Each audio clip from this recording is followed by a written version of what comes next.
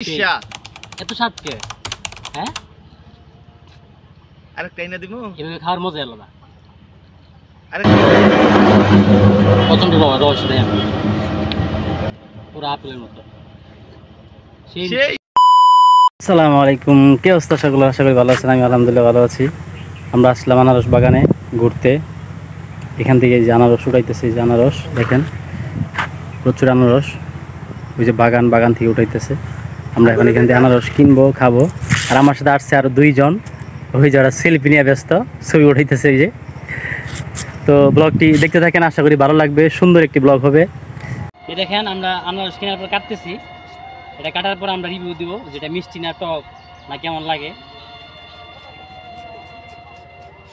আশাবাদী ইনশাআল্লাহ মিষ্টি হবে। তবে আমার মনে হয় মিষ্টি কম লাগবে, কারণ এখানকার যে কর্মকর্তা উনি বললো যে আনারসটা মিষ্টি হবে না, কারণ মাত্র গাছ থেকে বাগান থেকে উঠাইলো, এই জন্য বললো যে মিষ্টি কম হতে পারে।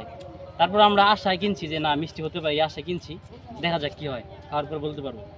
দেখতে থাকেন।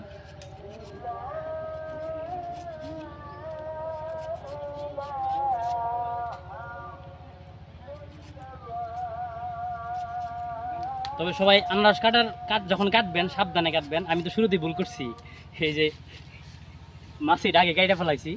এটাতে মূলত ধরতে হয়, ধরার পর কাটতে হয়, কিন্তু আমি এটা আগে কেটে ফেলাইছি।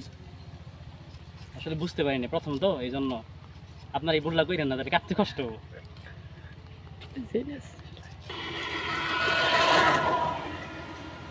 এই যে আমার এক কলিগ আমার সাথে ঘুরতে আসছে, ওরা যেই দেখি খাই রিভিউ দাও, কেমন লাগে বলো, দর্শকদের বলো। আলহামদুলিল্লাহ অনেক মিষ্টি, ফলটা ভালো লাগছে। সত্য কথা বলবা, ক্যামেরার সামনে বলবা যে না টক জিনিস মিষ্টি হয়েছে। না মিষ্টি। এই যে ক্যামেরাম্যানকে দিলাম, ক্যামেরাম্যান। বাকি আমি শেষে বাকি আমি শেষে খাওয়ার পর বলবো যে জিনিসটা আসলে মিষ্টি কিনা। আমাদের ক্যামেরাম্যানের কিরকম? সেই সাথ বিসমিল্লাহ। না সত্যি মিষ্টি আছে, কাকা যেরকম বললো ভাবছিলাম যে না টক হবে, তবে মিষ্টি আছে আলহামদুলিল্লাহ। তো আপনারা যারা আনারস বাগান দেখতে চান, আনারস কিনে খাবেন গাছ থেকে, বাগান থেকে উঠাইতেছে টাটকা, তো আপনারা আসতে পারেন মধুপুর আনারস বাগানে। এখানে এসে টাটকা আনারস পাবেন, বাগান থেকে উঠাইতেছে, আপনারাও খেতে পারেন। তো ধন্যবাদ সকলকে, আজকে এ পর্যন্তই, বেশি বড় করবো না। টেক কেয়ার, সি ইউ, দেখা হবে নতুন আরেকটি ভিডিওতে।